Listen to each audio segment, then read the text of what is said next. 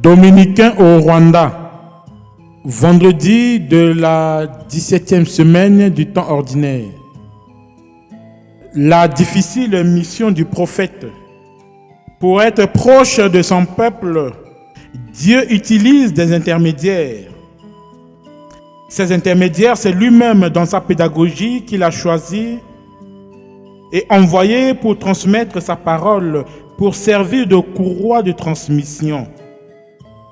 Il envoie ses messagers porter sa bonne nouvelle. Mais cette mission confiée à ces intermédiaires ne sont pas souvent faciles. Parfois, ils sont rejetés, non accueillis, parfois mis à mort. Pourquoi ? À cause de l'endurcissement du cœur des destinataires du message, à cause de leur manque de foi.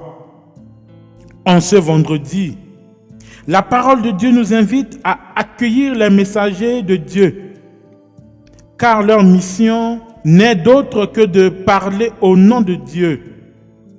Leur mission n'est rien d'autre que d'annoncer et porter au peuple la bonne nouvelle du salut.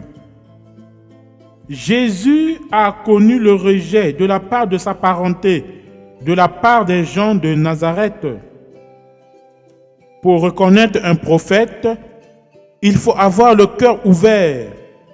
Or, tout ce qu'il trouve à dire sur Jésus, c'est « N'est-il pas le fils de Joseph? N'est-il pas le fils de charpentier ?» Et Jésus de répondre « Nul n'est prophète en son pays. » Les habitants de Nazareth oublient qu'aucun miracle ne peut se faire sans la foi. Jésus n'a aucune intention de se faire passer pour un faiseur de miracles. Sa priorité est d'annoncer la bonne nouvelle, de guérir les malades. Les gens de Nazareth ne veulent pas accueillir le message de grâce, de paix, de joie que Jésus annonce. Ils veulent le concret.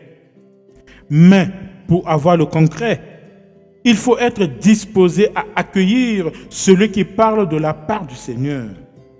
Il faut écouter sa parole, son message, et ensuite le concret pourrait advenir. Frères et sœurs, laissons la parole de Dieu nous transformer, nous modeler. Mettons-nous à l'accueil, à l'écoute de messagers de Dieu. Ne fermons pas notre cœur, ne fermons pas nos oreilles à l'écoute attentive et méditative de la parole de Dieu. Cette parole que le Seigneur nous envoie jour et nuit à travers ses prophètes. Car ces paroles sont révélatrices du salut de l'humanité. Ces paroles sont des mots qui libèrent et qui relèvent l'homme. Prions sans cesse pour que nous puissions résister à toute tentation. Tentation de rejeter les envoyés de Dieu, tentation de division et de l'orgueil. Aujourd'hui, ne fermons pas notre cœur. Que Dieu Tout-Puissant vous bénisse, le Père et le Fils et le Saint-Esprit. Amen.